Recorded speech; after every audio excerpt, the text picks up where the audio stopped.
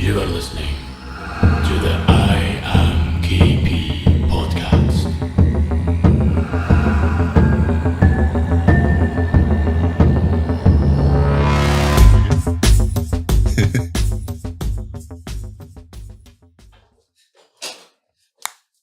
Sorry for that. And Slight a brief technical glitch. intermission. I was just making sure the camera was recording because I think it was 2 podcasts ago when I had on the guy from Steps to Hope, which is the Edinburgh homeless organisation. And I didn't press record. At all? Like, No. Oh, I did with the audio, but I didn't. Yeah, because I thought I'd heard the audio. I Yeah, I didn't do it with the camera, and I was so annoyed because it was one I did want to have on video. And when I went round and looked at the camera, I'm like, you fucking idiot. But then, so do you know what the split is for your podcast? How many people watch and how many people listen? Do you get an idea of those figures? Those demographics are so different. The YouTube thing is a completely different beast. It's hard to sort of chip away at that and crack that one, but I just do it for consistency. Yeah. And if people want to watch it, it's there. Yeah. But the downloads is where it's at. Mm-hmm. Fortunately. Yeah. But yeah, you were saying about beer, sorry. Yeah, so it's weird when you walk into a bar now and you see that they only have the standard kind of array of beers. I mean, look, there is a bit of variety, I guess, but now when you walk into a lot of bars, they've not all bars, but they often have like a guest ale or a guest, lager or IPA in or whatever. And I quite like bars that kind of let you taste test before you buy it and stuff, but that's a very sort of wanky place if they let you taste test. I think that's a good thing. But it's I'm kind of resisting the urge, resisting the compulsion to become a bit of a beer guy. Yeah. I don't know. I always would assume that you were a beer guy, but you seem like you're just sort of getting into it more now. A lot, because I feel like I kind of have to, because I kind of like knowing what I like, and it's weird. Yeah, it's hard to explain. I am kind of resisting the the compulsion to become a bit of a beer guy, because I do have the Beer 52 membership. That's like 10 beers a month. Beer 52? Yeah. What's that? It's like a monthly beer subscription. You get like a box. You can pay for like 8 beers or 10 beers, and you get them in the mail. There's tons of them. There's lots of them. How much is it? I think £24 a month, I think, and you can only get 10 like cans and bottles and stuff. And it's like a theme, so it's like one like the.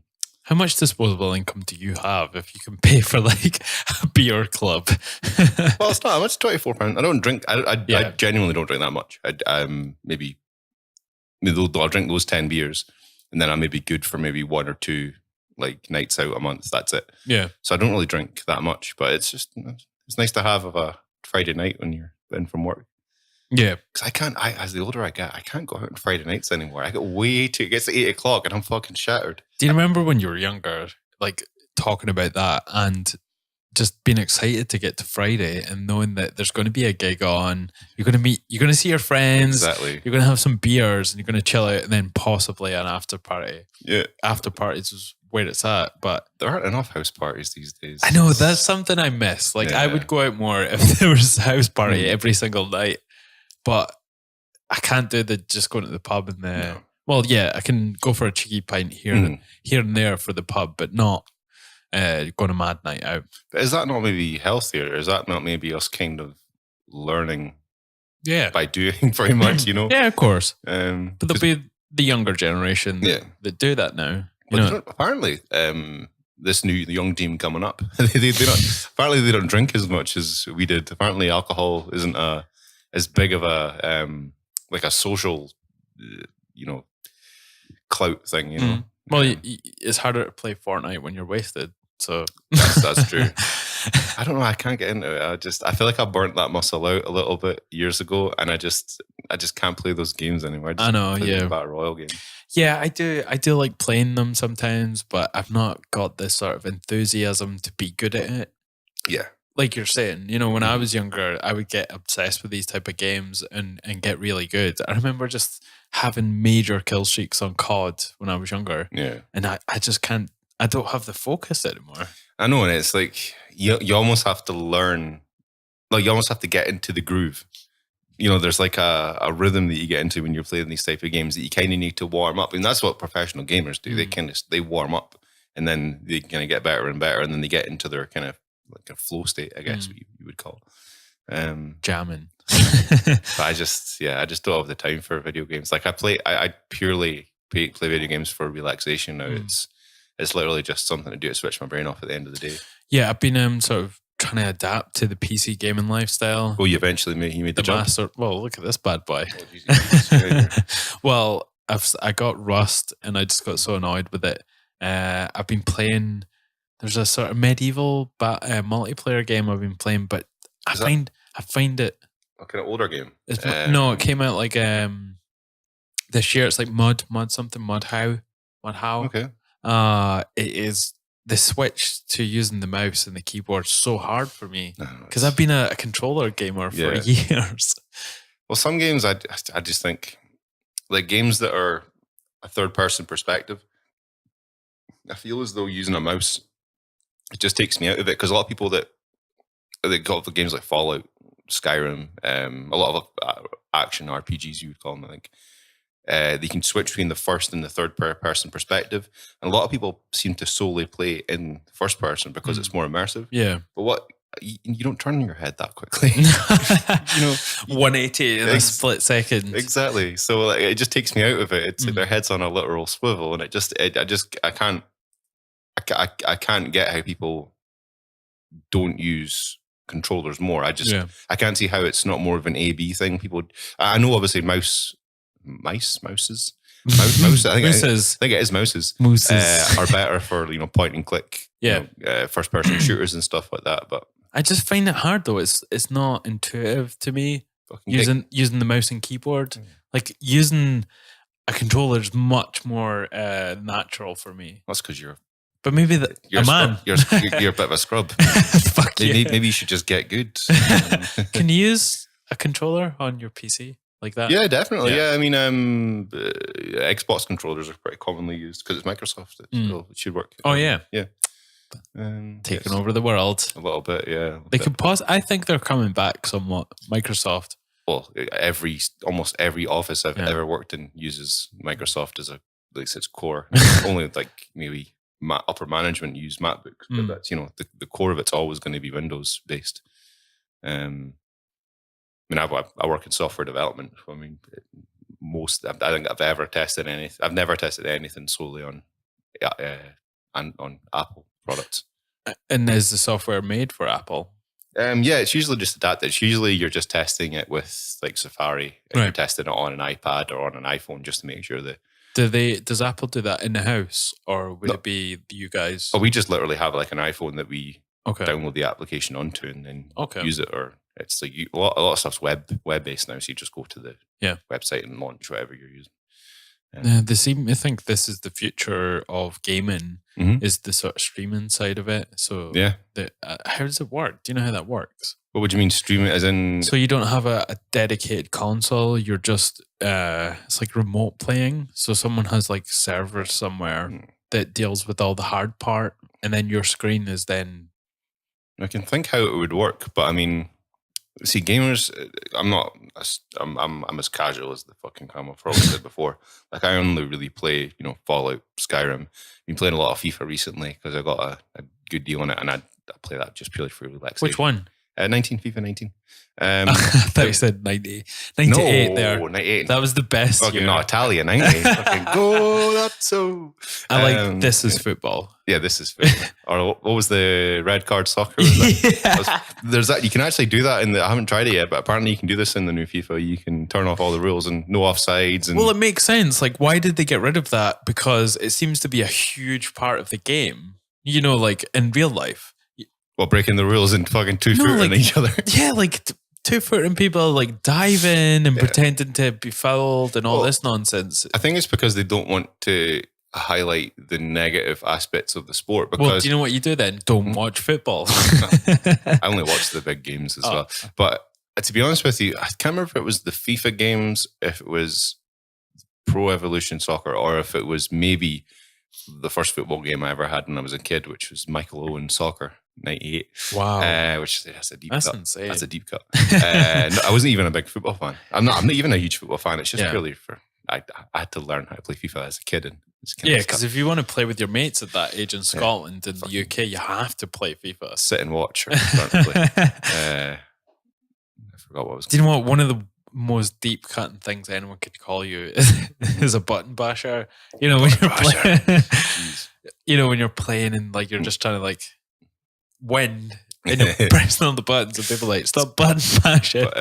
But there was I was about to say, I'm pretty sure it was a Michael Owen game now I think of it. There was actually a button you could use to dive. I think you hit all the shoulder buttons on the controller, buttons on the controller, and your player would dive. But if you like didn't do it when you were close to another player, you would just get a straight red. So I just think, obviously, FIFA has a big input in FIFA and probably has a big input in Pro Evolution Soccer as well. Yeah. And they probably have said, we could put this kind of stuff in it because you can turn handballs on in FIFA. Oh, can you? So like if it hits your player's hand, it's, right.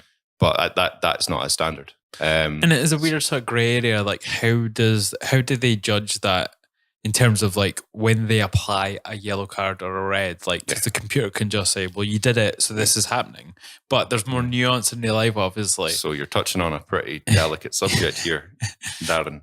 Oh, really? Yeah. So there's this. One of the reasons I kind of got back into playing FIFA, because as I mentioned, I'm not a huge football fan, was because there's a lot of discussion online about scripting within FIFA. So to put it, there's a great video that explains it. What it means. Basically, what they're saying is the game won't let me win. That's a classic from your childhood when you're like, the fucking game's cheating. Like you always thought that when you were younger. But this isn't without merit necessarily, because FIFA. So EA did have a function in one of their older games. I think from memory, it was maybe one of their World Cup games or their Euro. Sorry, you'd be closer to me. Yeah. Or the Euro games. And yeah, you're talking about how the scriptedness of games. There's a sort of so they have. I was trying to remember what it's called. Momentum. That's it. Momentum. So they have a thing called momentum, which basically if your team has just been scored against, your team gets a boost to their momentum, which means that I remember that. Yeah. So for the longest time, EA denied that this was part of the game.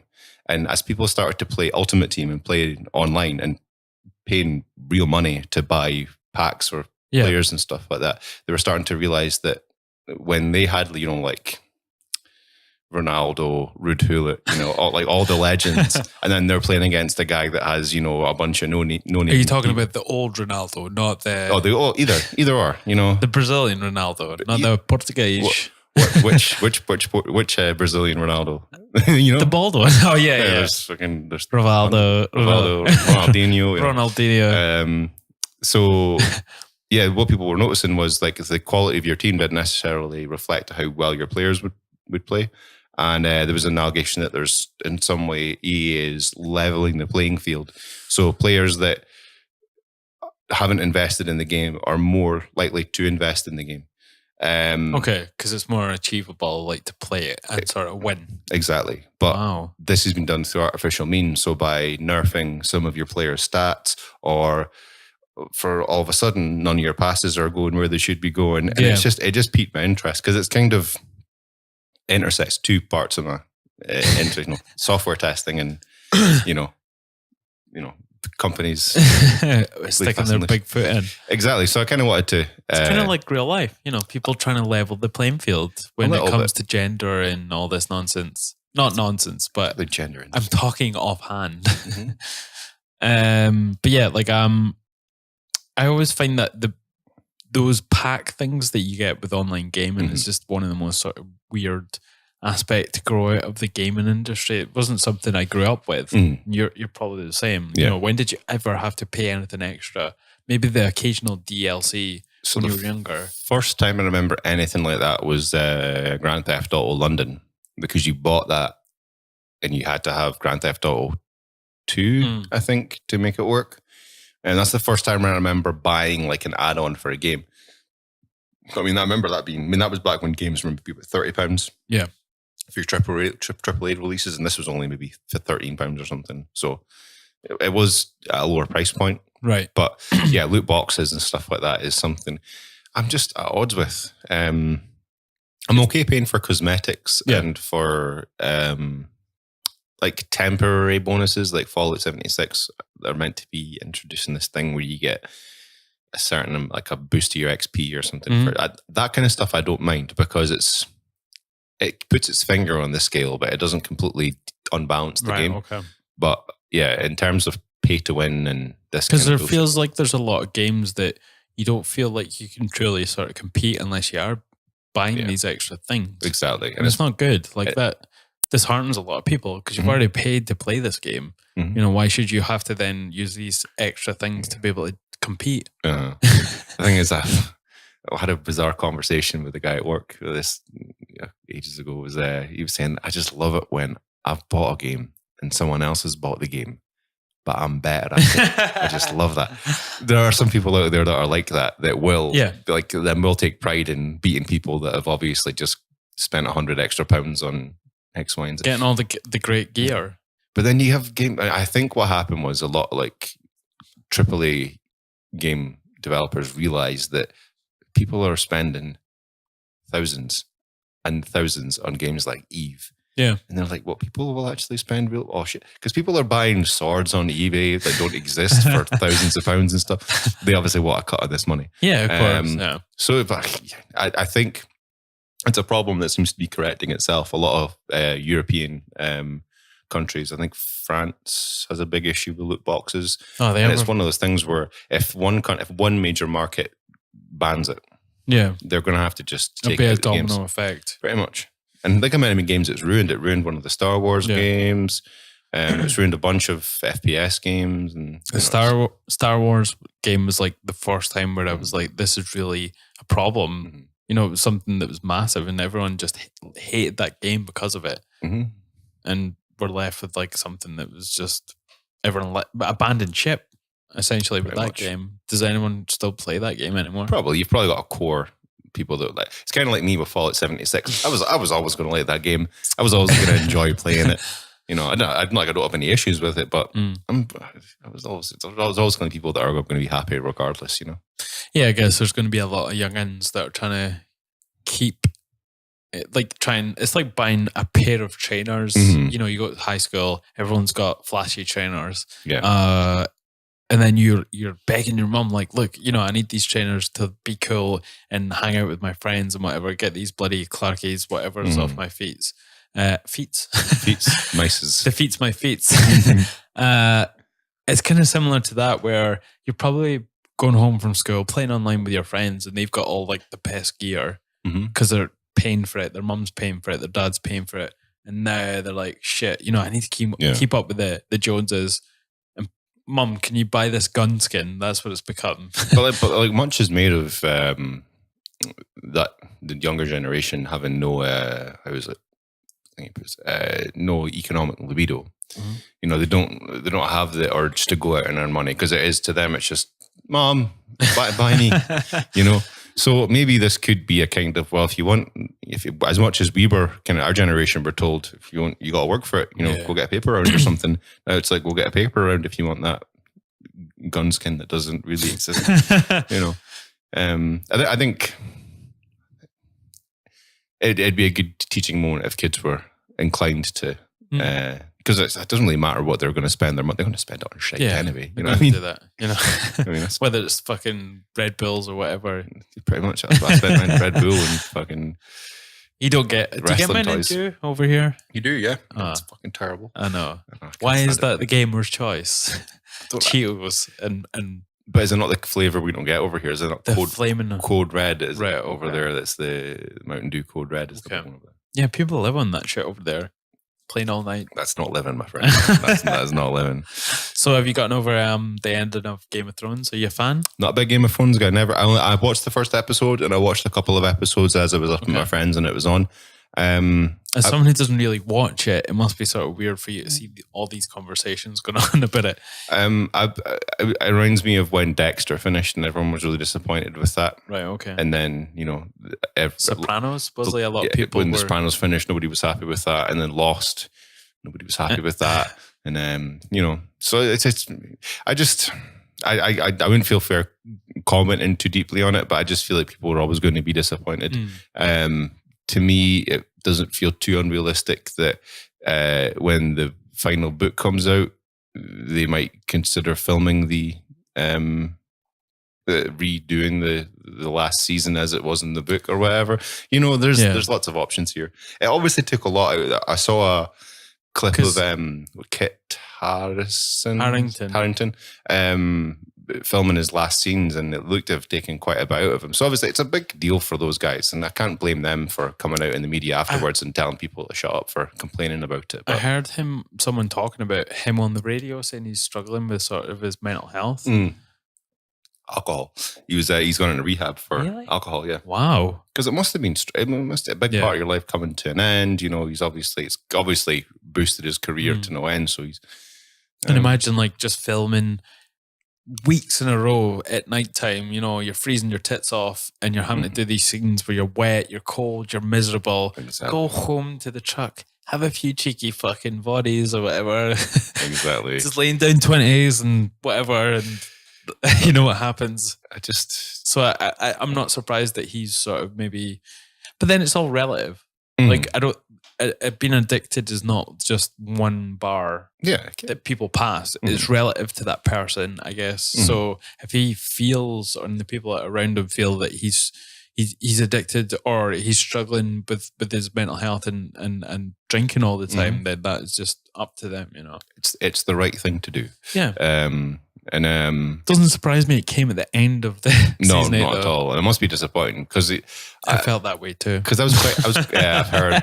Well, here's the thing. I was very salty. Sorry. Well, someone posted a video on YouTube and I watched it. It was a Game of Thrones cast saying negative things about the they're all out of context though. That's what I kind of picked up on, but it had that kind of Matt Hamill feel about it, the kind of, I just didn't know what they were doing and I was very surprised. But I mean, there are some clips like, what would you say about the last episode in one word? And then that Kit Harrison guy was like, Harrington was like, disappointing. I'm only joking. Like, I know. You fucking weren't. I mean, if it was in context, then that kind of obviously people look for anything to back up their opinions and whatnot. But if it is in context, then it is pretty telling. Because I don't know. Me generally, I just think it was rushed. Yeah, that's the kind of what everyone seems to be saying. They did 6 episodes and tried to make them episodic, which is stupid because there's story in between, and that's what made Game of Thrones amazing was the story linking the big major events, and they just cut all that out. So how long were the seasons before this last season? Like how many episodes? Good question. I'm not sure. It's at least double. Yeah, because 6 is what you get in a British TV series. Never mind. But can you imagine filming a British Game of Thrones where it's 3 episodes per season? Fucking British anyway. No, Irish. Same thing. You said that, not me. I'm joking. No. I did not say that. But yeah, it seems like this year's the year that everything ends as well. Everything's coming to a close, obviously with Avengers. That's just the end. I mean, apparently that's not even the end of phase 3, apparently. Phase 4 we're in? 3. Phase 3. So apparently the new Spider-Man movie is the one that officially kind of closes off phase 3, apparently. Oh, yeah. I got high hopes for that. I really enjoyed the Spider-Man movie Homecoming. I thought that's a fucking great movie. Fucking fantastic. I rewatched it recently because when I'd seen it in the cinema, I hadn't watched it again, and I forgot how fucking funny it is. It's genuinely funny. And it's watching it, I realized that I didn't know what a good Spider-Man movie would look like, but that was a good Spider-Man. Because I've gone back and watched the other ones, the Tobey Maguire ones and the Andrew Garfield. Oh, God. Yeah, they're fucking terrible. I know. They're like X3 levels of terrible. And they're making X3 again. They're doing the Phoenix Saga story again. Oh, don't get me started. Guys, it didn't work. It didn't work the first time. No. It's weird. It's I think it's like Scarlet Witch syndrome where they're not able to show the level of how powerful they are for some reason. Maybe it's fish fan. Maybe that's down to the actor's capabilities. Maybe it's down to it being something that's built over issues and issues and issues, like in the comic. But it's hard for them to show how truly powerful they are. Well, Scarlet Witch has always been a bit of an issue in the comics because the nature of her powers has changed quite a lot since her first. She's kind of as powerful as the writer needed her to be. So obviously the House of M. So just to preface for people that don't know, like, I mean, my issue with it is they don't show how powerful the Scarlet Witch is in the Avengers movies, really. And she's a bit bland, I feel, like, and her powers don't really mean much to me. But in the comics, she was like super powerful and even almost on the level of Thanos in some of our escapades. So they've never been able to show this. Yeah, well, there's kind of 3 ways that her powers have been shown in the comics. There's been kind of chance manipulation. So basically, I think the way they explain it is she can see all of the possibilities for a choice she might make, and then she can manipulate reality to be the version that's most suited to her. So it's not dissimilar from the abilities like the reality stones and all that. Yeah, so like the reality stone. There's a character Longshot in the X-Men comics. He has a similar ability. And then you've got the House, I think it's called the House of M story, which was maybe 10 years ago. And that's the famous panel where she says no more mutants. And then like 99% of the mutants got depowered in Marvel. Yeah, because they basically had fucking so many. So they depowered they had to kill some off. Yeah. Pretty much, yeah. I mean, they had so they depowered. I mean, and it was across all of Marvel properties that did this. And then, and then obviously in the MCU, you've got the kind of, telekinesis with extra steps. But there's also a big thing about chaos magic in the comics and how it's a whole thing about this entity that existed and then it got banished and then all the sorcerers made it so nobody could remember. It's like, Marvel's fucking weird sometimes. Yeah. But yeah, there's so many different variations of one story. Yeah. I mean, it's a good thing about comics that they can attack every single character from many different angles. That's what's good about comics. Yeah. I wish I was speaking, I might have spoke about this on here. I'm not sure. I was speaking with someone at least. And that's why I think DC needs to really take on this thing that, like what they're doing with the Joker. They're trying a story from a different angle, which is not related to the sort of canon, I think. Yeah. And they're sort of showing his origins. And I think they should just do that instead of trying to keep up with Marvel and trying to establish franchises in like the long format sort of movies. So they should take stories like Batman Beyond, do that, make it amazing, and then do different, because everyone's pretty jaded with the DC characters. Yeah. Because we've seen DC characters before. Marvel's all pretty new, relatively. Spider-Man's the only one we've had multiple incarnations of, to my mind. Yeah. I mean, Superman, obviously, but it's DC.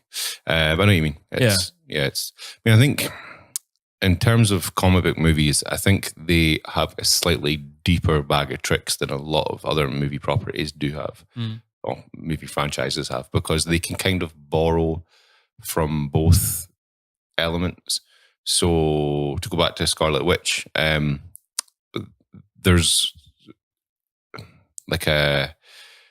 I guess you could call it a meme in the comics where like mutants' powers are typically enhanced the more they're in an emotional state, So if they did want to ramp up Scarlet Witch's powers and kind of undo like the issue you're highlighting, it would just be a case of just having her deal with the, spoilers for Endgame. Spoilers for Endgame. Spoilers for Endgame. 2, 1, obviously with Tony Stark dying, and Cap not Or being did around, he? and then Vision. I mean, that the whole thing in the comics I spoke about there, where she said no more mutants. That was because Vision died. Well, not Vision didn't die. Again, this is Marvel being fucking weird. So Scarlet Witch and Vision have kids, and then the kids aren't really kids. They're actually shards of the soul of the devil. And then the devil shows up and goes, "Hey, that's part of me. You can't have them anymore." And that's why she goes crazy. That's crazy. Like, so, I mean, this has happened. So Vision's already obviously dead. Yeah. They could try and bring him back. They've brought Vision back without revision. Revision. That's what they should call him. I could speak for hours about my theories on the MCU and stuff like that. But, did you see Endgame? Yeah, I've seen it. I went and saw it twice. I've seen it. I very rarely go see movies twice. I'm not a big multiple. If I do see it twice, it'll be once at home and once in the cinema. But I went to the 4DX the week of release. Not as good. I saw Infinity War at the 4DX, and that was fucking amazing. But Endgame's a lot slower. There's a lot less happening. And there's not as much CGI. Yeah. So it's mostly set on Earth as well. So there's a lot less wow factor when it comes to being in the IMAX. I saw it in IMAX 3D, and it's the first time I've ever been to IMAX 3D. And amazing, I had a couple of drinks and I couldn't focus on it. And I was like, holy shit, I'm going to spew in this movie. But eventually my eyes were like, we've got this. So I've got a soft spot for Age of Ultron. And people tend to hate that movie. I think I like it because I think I like it because I saw it at the IMAX. I think that's why I like it so much. It was good until the whole like the Sokovia fell, when it came down. All that stuff at the end didn't really do much for me, but everything leading up to that, all the AI stuff, all the stuff with Tony and Cap, and is there anything that you were disappointed with in Endgame?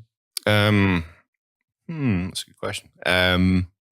No, not. I kind of everything. I knew at some point they were going to do either Tony Stark or Captain America dies. I knew that was going to happen. They did both. Most people thought that was going to be Infinity War. Yeah, or Civil War. Was it Civil War? Yeah. Well, I thought they were going to bring Vision back. I thought they were going to spend some time trying to revision.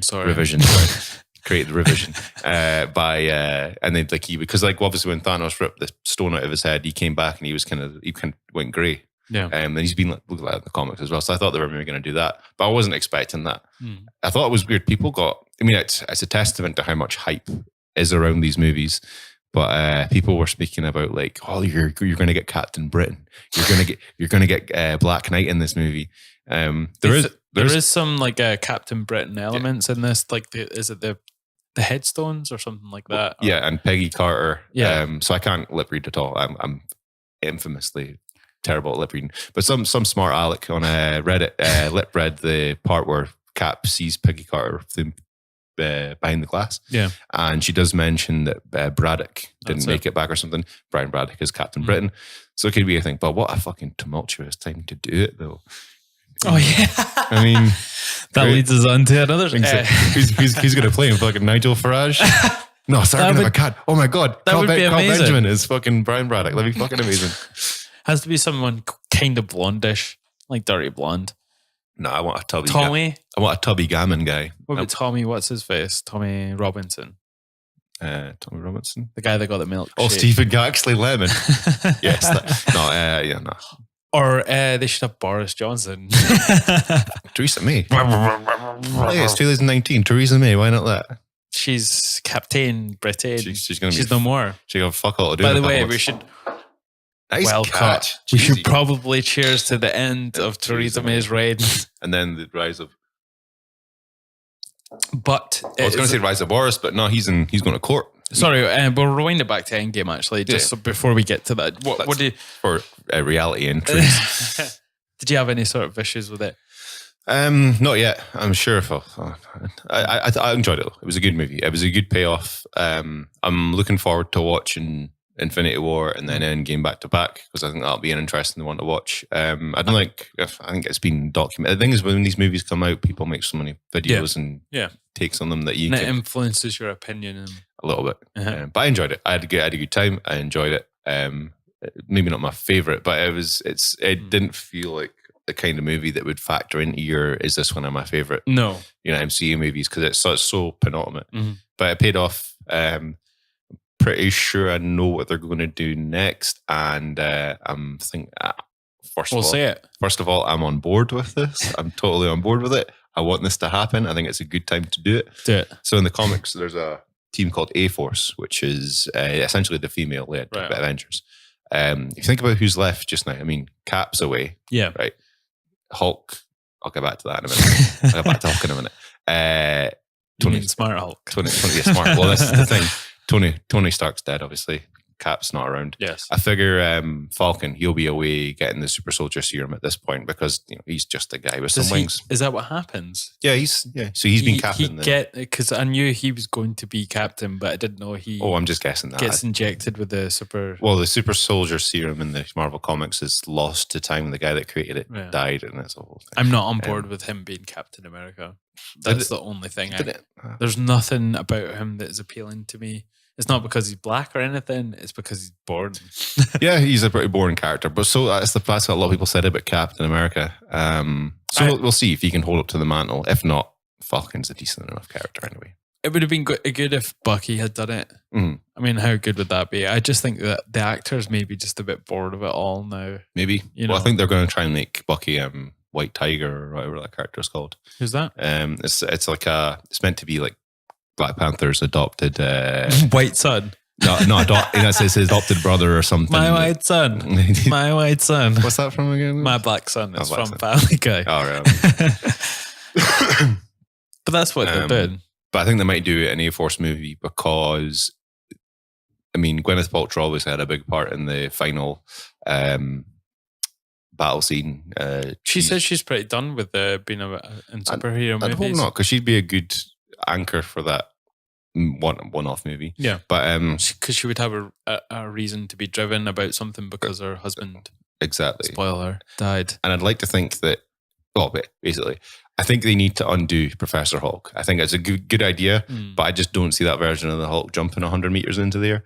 And I figure they can't do a solo Hulk movie because I think they have an issue. I mean, one of the reasons it took so long to do the Black Widow movie was because obviously Scarlett Johansson commands quite a lot of money. They can't cover her face up with a mask because she doesn't wear a mask. So they have to pay quite a lot because she's going to be in a lot of scenes. Yeah. So. Of course, FaceTime. Exactly. FaceTime. It's like tennis. Like you get paid for how long your face. Like your sponsor is in the picture. That's how it works. Is that really? That's crazy. That's how they pay their sponsors pay tennis players is for how long their sponsor is in the shot. That's very crazy. So there's a guy with a stopwatch at Nike, like 0.8 seconds. That's £1 billion to Federer. That's a good conversion rate. But I think they should do the enemy, the kind of antagonist for that movie should be, I think, the Hulk.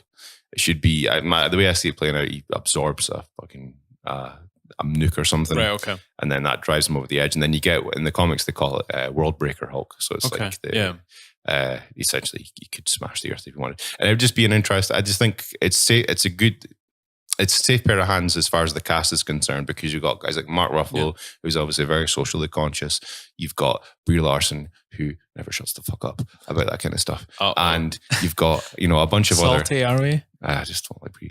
I like I saw Captain Marvel. I really liked that movie. That was a good film. I wish they'd sort of leaned into her sassiness a bit more. Like it felt like it sort of faded out. Yeah. Because she's naturally humorous. And they just sort of were like, oh, she's just Captain Marvel, leave her alone. Yeah. Marvel. She's just super powerful, and that's that. So, yeah, I just think and I think it'd be a good movie. Obviously, the theme of the movie would be, girl power. We're going to girl power, but obviously the relationship between men and women and the whole, sometimes, it'd be a good, I think. They could take down the patriarchy. Yeah. Well, turns out the patriarchy is green. That's probably what would end up happening. But I think it'd be a good story to tell. It's the right time to do it. It'd be the least cynical time to do it just now because obviously there's a good canonical reason. Yeah, makes for sense it to happen. And I'd like to see it. It's not a comic I've read. It's only a team I'm aware of. But I just think they need to do World Breaker Hulk at some point. I think this would be a good way to do it. There needs to be a movie where the Hulk's the bad guy because it's that underlying threat throughout the whole thing, and it'd be a good kind of fake out because now it feels as if, the Hulk's the calmest he's ever been. But no, he's not. I just think it'd be a good movie.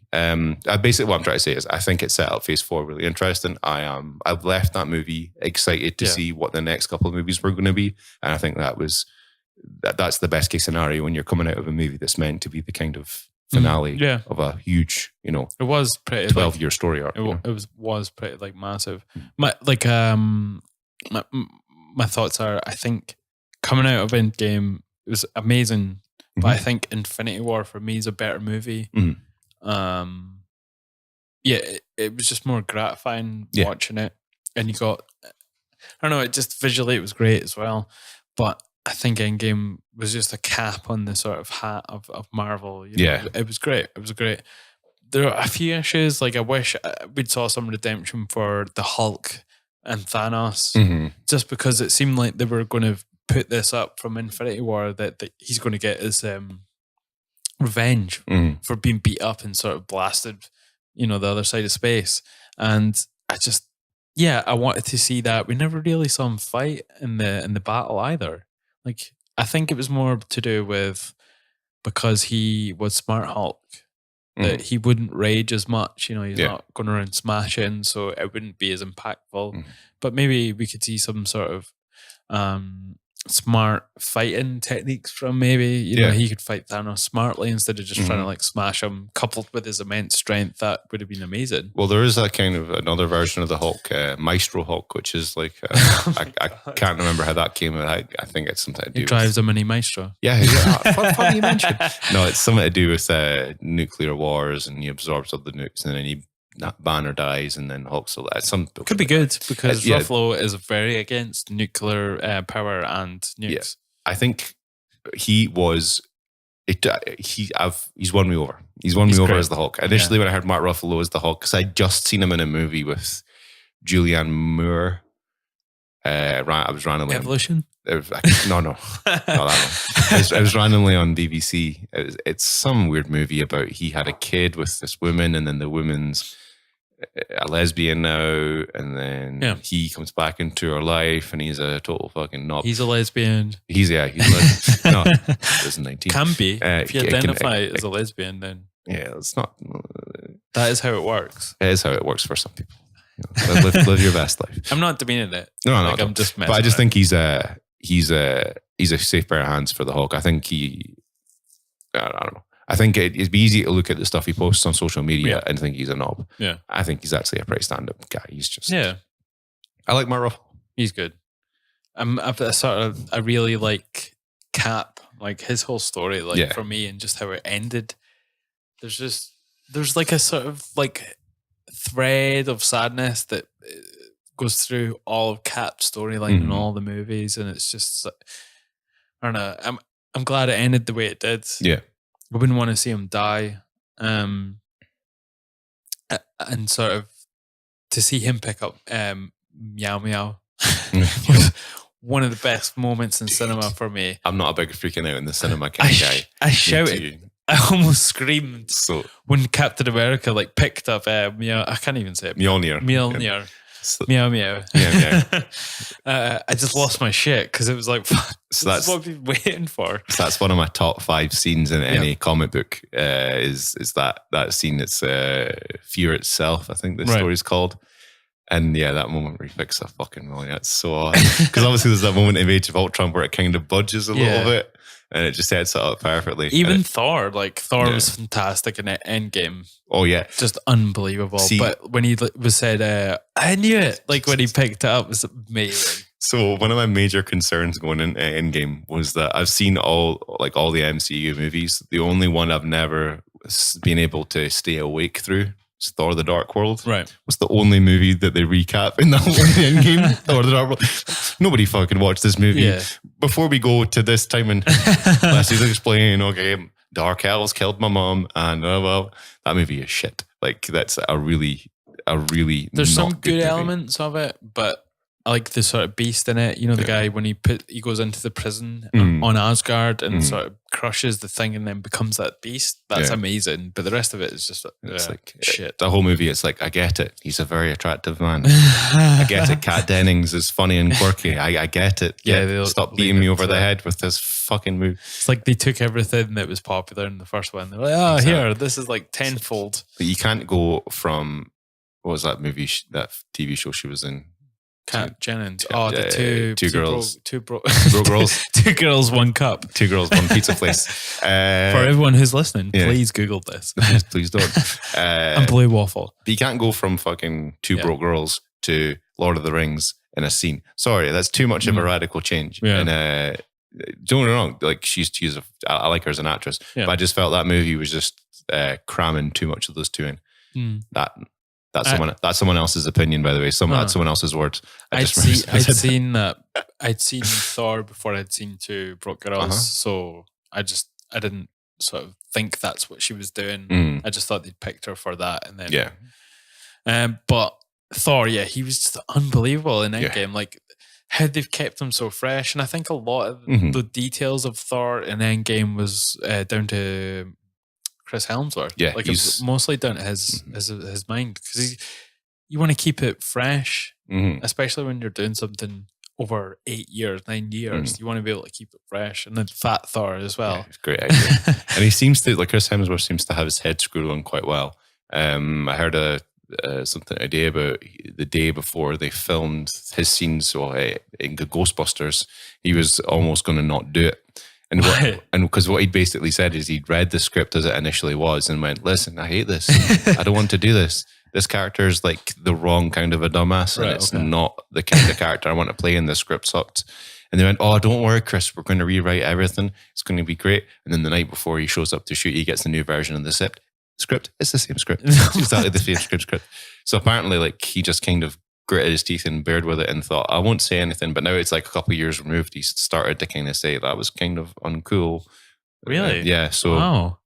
But he seemed like he was sort of it was very like, it was self-aware. The part he played it very self-aware. Well, that's what he said. He said he took the energy, the kind of negative energy that he was feeling about it, and decided to put that into the role and kind of just. So the only saving grace about that movie that was Chris Hemsworth, he changed it slightly so it was better. I like Kate McKinnon in that movie. I'm a big Kate McKinnon fan. Who's that? Kate McKinnon's the one whose name nobody can ever remember, because she's the only one that didn't kick up a fuss in the media ahead of time. She's not Melissa McCarthy, and she's not Kristen Wiig. And she's sure as fuck not Leslie Jones. Okay. So she's the other one. She's the one that was on Saturday Night Live. Oh, the one that has the blonde shaved head. And the kind of blue eye, the kind of crazy. She reminds me of, you know, the girl that's in Zack and Mary Make a Porno. Yeah. What's her name? Oh, I can't remember. She's in Hunger Games. Yeah, she was in, but like a younger version. Yeah. What you mean? Yeah. But kind of similar. I thought it was her. And I was like, wait a minute, she cut her hair and shaved. Yeah, not too similar. She was okay. But Kate McKinnon's hilarious. Like, I don't watch Saturday Night Live that often, but if I catch a couple of episodes, like her scenes always make me laugh. She's my kind of sense of humor. Right. Okay. Yeah, she is pretty funny. But I was never a big Ghostbusters fan anyway. You know, I was never huge into it when I was a kid. You shall get out my studio at this very moment, sir. Dan Aykroyd. Yeah, don't get me wrong. Bill Murray. Like, I don't say I don't like the movie. Guy. I'm just saying. Not the black one. The geeky one. The dead one. Is he dead? Yeah, he's dead. I'm not that big a fan of Ghostbusters. Harold Ramis. Ray. Oh, right, yeah. Ray Romano. No. That's Kermit the Frog. That's the voice of Kermit the Frog. No, I wouldn't say I'm not a fan of it. I've just never got wrapped up in the. I was into the cartoons when I was a kid, and I like the political message of the movies. It's so good. I never watched the cartoons, but my cousins had all the merchandise, and there was like they had the blasters and all that, and they had one of those. What's the little thing to trap the ghost? Exactly. They had one of those, and it opened up, and I was like, why don't I get one of these? I fucking love it. It's just bizarre that became a kid's enterprise, because the movie is about not trusting the government, keeping the government out of entrepreneurial kind of businesses and stuff. And they just totally. And then it's like, no, gadgets. So just kind of tailing off and leading on from Endgame. one of the things I really want to see from Thor, and especially if it's possibly going to be the Asgardians of the Galaxy, is Beta Ray Bill. Yeah, Beta Ray Bill. Like, I just want this to be in the next sort of Asgardians of the Galaxy. Well, they've got the rights for him. Really? He was meant to be in Ragnarok, but they cut his scene. I don't know if there was actually a scene with Beta Ray Bill, but he was on the arena. His face is meant to be on one of the. No way! He's one of the sort of statue skulls. Yeah. But they have to do it. Yeah, he's such a cult. Horse Thor. That's what it is. If you've never heard of Beta Ray Bill, Google it right now, because he essentially looks like a horse skull. In fact, do one better. Watch the Comics Explained YouTube video, YouTube channel, a great YouTube channel for comic stuff. And what does he talk about it? He goes through all. I mean, I've read more comics off the back of that guy's videos than any conversations I've had about comic books. See, that's the reason I've kind of got back into them in the past couple of years, just because I'll watch one video about one story and think, right, I need to read this. But I think the Beta Ray Bill story is he's an assassin. I can't remember. He's a bodyguard, and he's floating through space on a ship, and then Thor stumbles upon him, and they battle. You see Mjolnir fly past him or something. Beta Ray Bill beats Thor in combat, which means he's not worthy anymore, so his armor and Meow Meow goes to Beta Ray Bill. But he's a hard one. They're going to have a long think about how they're going to CGI him or make him, because he looks like a skull in the cartoons, but is that what it really is? Like, how they're going to... Is it going to be like a dark skin that he's got over his face? And he looks very creepy. Like, how are kids going to... Yeah. Well, the Thor films have kind of evolved. I mean, the Guardians of the Galaxy as well, I guess it's kind of... it's not quite a kid's... not really property, but it's more of like a young teen property. So young they could do it. Young teen property. Young teen, young teen property. Teen fiction. But yeah, it'd be cool. It's not too deep of a cut from the comics. There's a lot of talk around Beta Ray Bill. People thought he was going to be in Thor Ragnarok. That's by far my favorite Marvel movie. It's brilliant. Thor Ragnarok. It's up there for me. It's so I think funny. Captain America: Civil War is up there for me. Yeah, that's the best kind of. I think that's just a good movie. Yeah. That's a good spy thriller, and that the sort of action in it is unbelievable as well. Like, and Georges St. Pierre, he's in it as well. Fucking just Badrock de Liper. Some of the, I think, but they done so well with the action scenes. Yeah, they did so well with the choreographing. Like, I think they won awards for the choreography, and it shows. Just because it was. Like, I've talked about this a lot of times, and I've spoke to people about this, but they've taken what essentially is meant to be quite a lame character, and they've had to ground them in sort of morality and make him get like a bit gritty and dark, and it's great. They did the perfect job with them. Exactly, and it's they had to perpetual fish out of water kind of feel, because he's obviously displaced. Yeah. And then you've got the time of course he's more time displaced now after Endgame. Can't punch a punch bag for shit though. Well, you can. Have you seen him when he's like? Have you seen him when he's punching I'm pretty sure you broke the punch bag, KP. I'm pretty broke. You must be punching pretty hard. It was on a pulley and it was lightweight, so that's why they made it look like that. He's super strong, KP. No, I'm joking. It was terrible to watch it as someone who's trained, and just to see him like throwing these weird, like, jittery punches.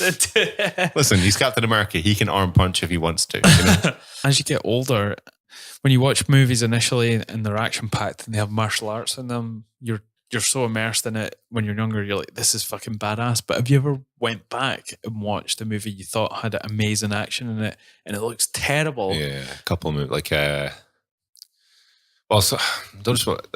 Seagal movies. Initially, they were always like a little bit of, like, take it with a pinch of salt. And then I tend to find that with Jackie Chan movies, you tend to watch them and you're more interested in the stunts. Yeah, you're not really focusing on the fact that kung fu doesn't work. Well, probably did. You know, like punching someone in the throat, punching someone in the throat. But you know, hitting someone with a fucking trolley from Asda is pretty effective. But like, I watched a lot of pro wrestling when I was a kid, so that's pretty. I'm good at turning that off a little bit and not seeing the cracks. Yeah, as I've sort of, like I mentioned before, with me training and sort of done MMA for years, I've just watched movies back, like Fight Club, not Fight Club, Snatch. Yeah, one of my favorite movies of all time. Went back and watched it, and Brad Pitt looks like a little chicken in there. You know, it just doesn't seem natural. And at the time, I thought, wow, this guy's a fucking badass and amazing at this. And now it just looks, he's so young. Yeah, I know what you mean. I don't know if there is any other movies like that though. The Fighter, you know, the one with Mark Wahlberg. Yeah, he's the boxer. That was hard to watch as well.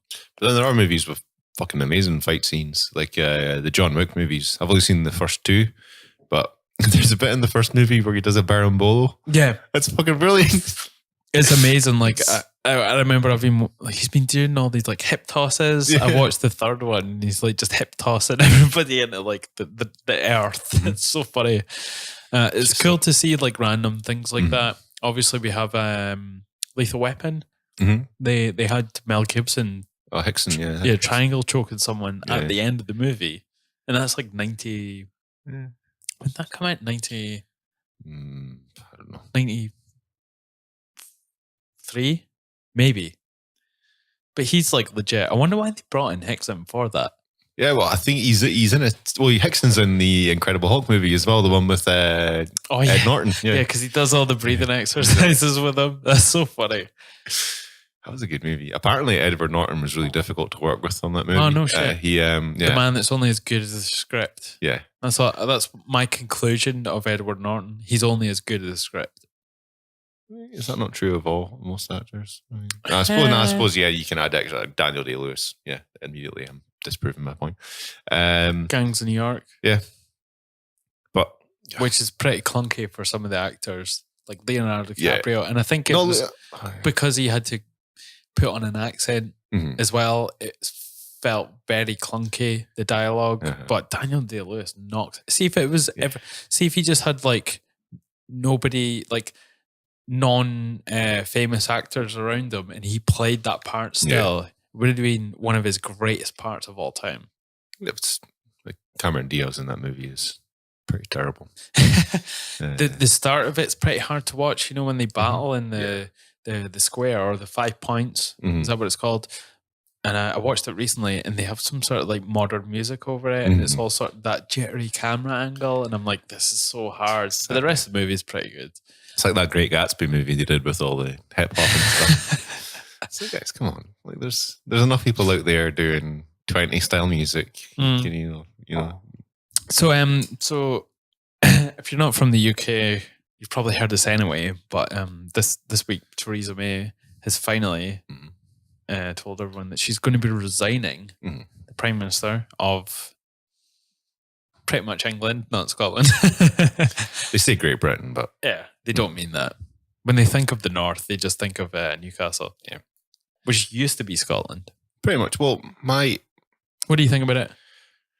Because it's good initially, but when you think about it harder, we've got someone who's maybe got more spine, but is part of the Conservative Party and Tory Party, and they're going to do more damage, which is tough. So Boris Johnson probably isn't getting in. You don't think? No, because he's been called into court. Oh yeah, he was pulled up by the EU. What was that all about? No, it's a British judge. It's to do with the what was it? X amount a day you'll save on the NHS from leaving the EU. It was total nonsense. So I think obviously he's been held to account for lying. Amazing. I mean, my larger opinion about Brexit and stuff at the moment is it appears that Brexit is the democratic will of our friends to the south and our friends to the southwest and some of our, and not our pals to the far southwest. Because Scotland, for people that don't know, unanimously voted not to leave the EU. Yeah, pretty much. mean, two main cities, Glasgow and Dundee. So the city I'm from and the city I live in. Arseholes. Yeah. Well, how did Edinburgh vote again? Oh, fuck off. How did all the English people in I know. Edinburgh vote? But it appears that Brexit is the democratic will of England and a significant proportion of Wales. And it's 3 times over now. I just think...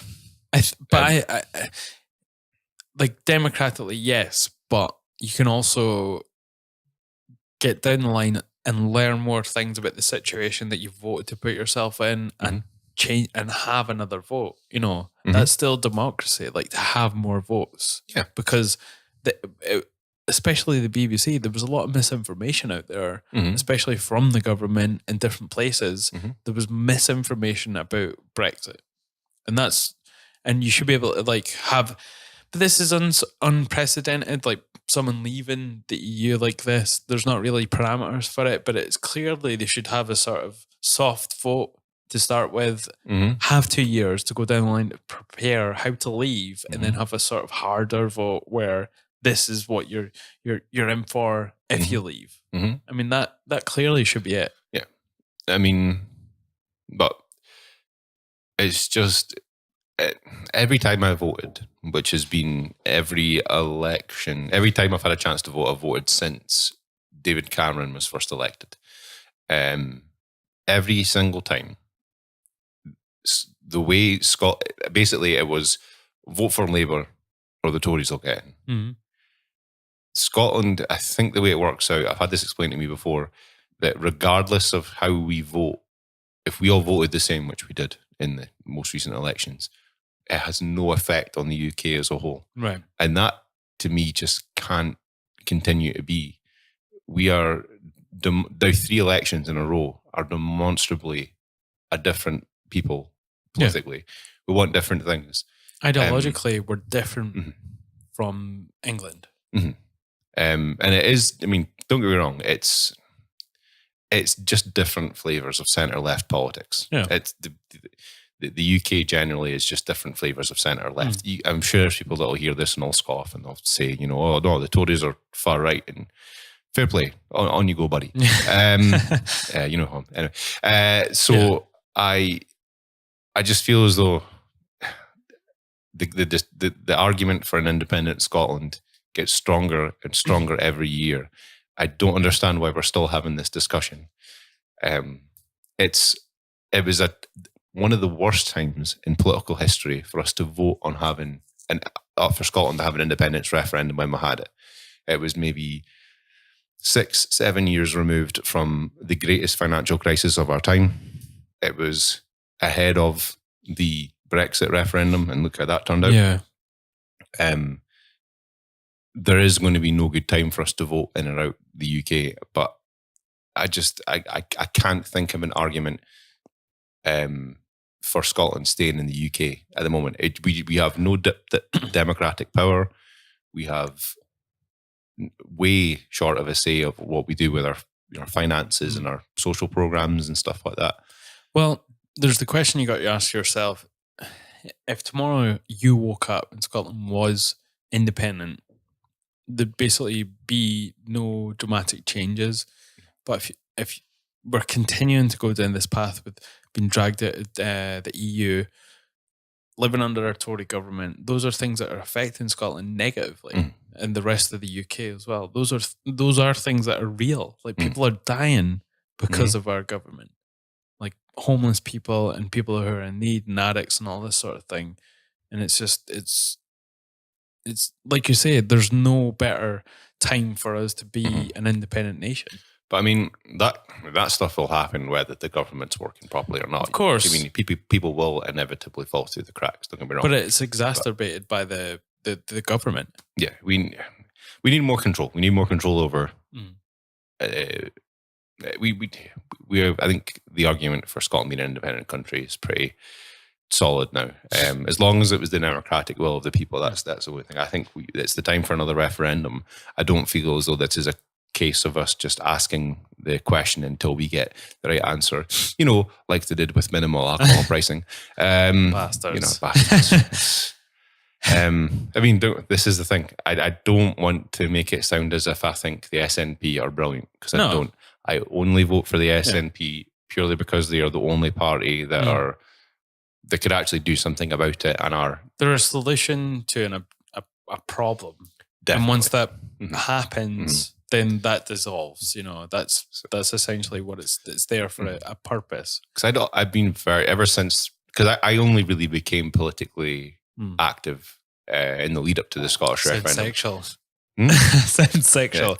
Yeah, politically active. I've been politically active. Banging politics. No comment. So yeah, that's kind of what got me into politics. I'm pretty much the same. Growing up, I was never really. I didn't know what was going on at all. Like, I just knew who was the different prime minister, like all the different parties. I couldn't tell you what the difference was, apart from the Tories, somewhat from Maggie Thatcher. Yeah, that era. I just knew it was something that was bad, and it was a bunch of toffs, basically. I always knew my granda liked the Thatcher, but that's because he was a policeman and he got a good pension out of it. Oh my god, But yeah, I think it is something that sort of. I mean, do you think if we became independent, we could stay in the EU? Is that something that's possible? It appears as if that is what the people of Scotland want. Admittedly, the benefits and the downsides of being a part of the EU is something I'm kind of woefully ignorant of, just because it just feels like opening Pandora's box. It just feels like I would never get to the bottom of it. Yeah. So with this kind of stuff, I tend to go on. What is everyone? What's the democratic will of the people? What is everyone else in Scotland want? It appears that people in Scotland, whether they themselves know the ins and outs of being the positive, negatives of being in and out of the EU, notwithstanding, I still think it's what people of Scotland want. I think I'm very interested to see what would happen in an independent Scotland, how the political landscape would change. Like I said before, I think. Because there's going to be somewhat of a vacuum with the SNP leaving. Yeah. Well, they would still be there. I think the SNP would still be there. It's just I don't know if... My opinion, like what I've heard is they're going to dissolve and disband as soon as they get independence. There's lots of competing elements in there, I would guess. But then you have to think there's other Scottish parties that are kind of... I mean, the Scottish Libertarian Party. There's... What is a Scottish... an independent Scottish look like? Scotland. Like you said yourself, very similar to how it is just now. Do you think there'd be more focus on sort of homelessness, more focus on sort of social, what's it called, IBS? No, not IBS. Universal income. Is that something that would maybe be brought forward? We spoke about that the last time I was on. Probably. It seems in line with how a lot of Scottish politicians feel, well, how they say they feel. You never know whether that's them just saying that for political convenience or they actually believe in it. I'm still of a mind that I'd like to see UBI working before it was implemented. I don't think it's necessarily... I've been able. It can be modified though. Well, I've been able to kind of refine my point of view on UBI over the past couple of months, at least, and I just feel as though introducing universal basic income is a massive step for a government to take. Yeah, it's to quote Rainn Wilson in Juno. It's a diddle that can't be undid. Because I watched that recently, so I know what you're saying. Fucking great movie. It's a movie I always recommend people with. I took a Polaroid in my room. The soundtrack is fucking awesome. It's proto hipster, isn't it? Yeah, that was pretty much what sent me down my hipster ways. Like, I parted ways with my friends because I enjoyed Juno and they didn't. I've always I think my dad said this when this first came out. It's a good movie for, I think, parents with daughters to watch. Yeah, because it is a movie about I guess anyone could learn from it. Yeah, but especially the way people sort of react, like the dad reacting how when she says she's pregnant. Paul Rudd's character in it as well, which is very fucking brave for a guy like Paul Rudd to do. Paul Rudd? Paul Rudd's in. Isn't it Paul Rudd? Who's the creepy guy that hits on her constantly? Yes, but it's not Paul Rudd. It's the guy from Arrested Development. Jason Bateman? Yes. Oh, Jason Bateman. That's yeah. It's along his, no comment. vibe. No comment. Are you saying Jason Bateman? No, I'm not at all. I've heard he's exceedingly boring. He seems I it. heard he's a dull motherfucker. Yeah. Yeah, I think that's a good movie. That movie hits a lot of notes that I think people could learn a lot from. Sorry, bring it back to Well, universal basic income. Universal basic income. You were saying that it's a big step for. Oh yeah, so governments to it's take a, this. it's a diddle that can't be undid. That's where we got into the Juno conversation. Because I feel as though, okay, so there's a lot of discussion in the past, 5 or 6 years about privilege and about, there's lots of different metaphors that we've gone through over the past, half decade. The invisible backpack. The progressive stack, all this kind of discussion, right? And it seems to be a massive theme that some people begin and or live their life at a lower level than some people because of various privileges, and I just worry that somewhere down the line somebody is going to argue that, well, this group have been historically oppressed, so maybe these people don't get as much, or maybe they get more. That is, UBI is, in my opinion, and I'm more than welcome for criticism on this, is a socialist idea. It's a socialist But in concept. Scotland, socialism is not a bad word. The way it is in America. It is for me. It shouldn't be. It fucking should be.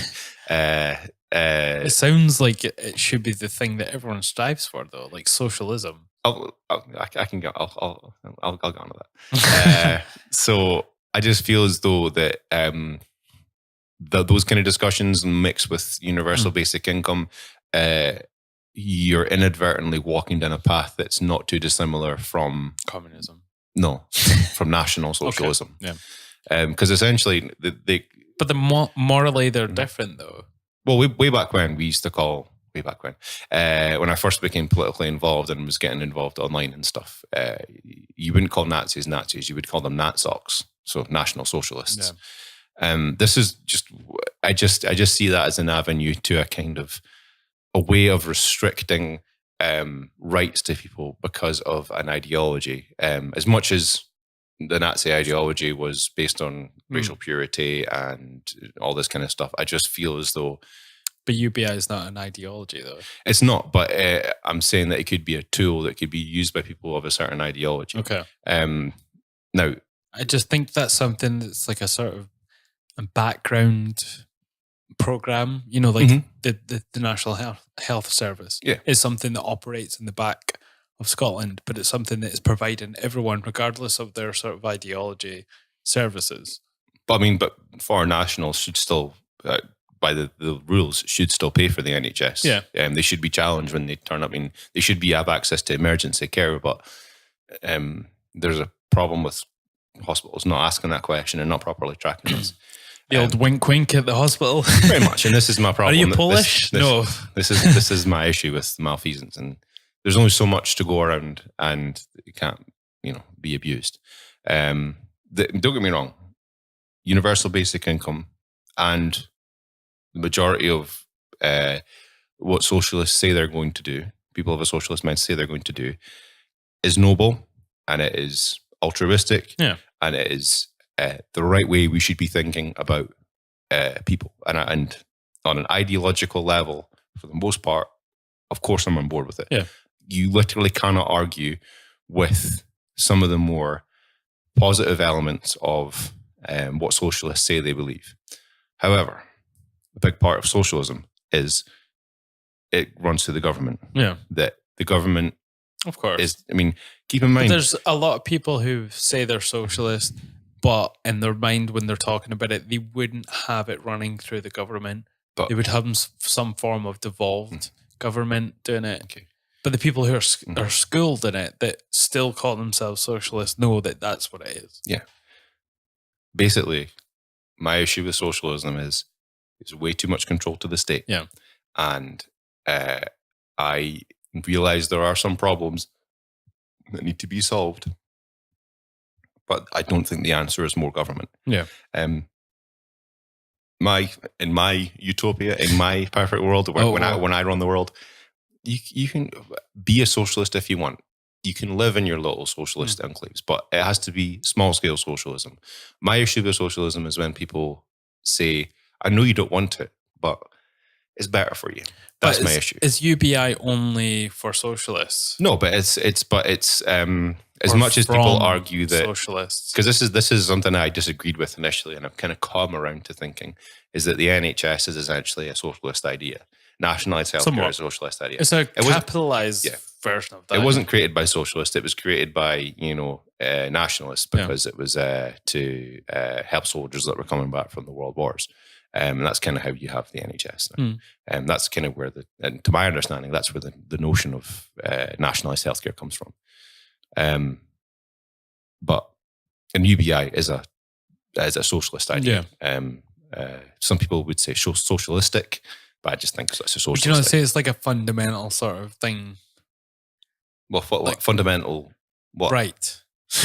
No, I don't think it's a fundamental right. I think it's a policy, a government that is in a good enough financial and bureaucratic state can provide to its citizenry. Like they have to be in a certain level of sort of structure and sort of safety nets for that to be able to operate, and economic prosperity and all this kind of stuff. Because if you don't have that structure in place, then that's just going to fall on its arse.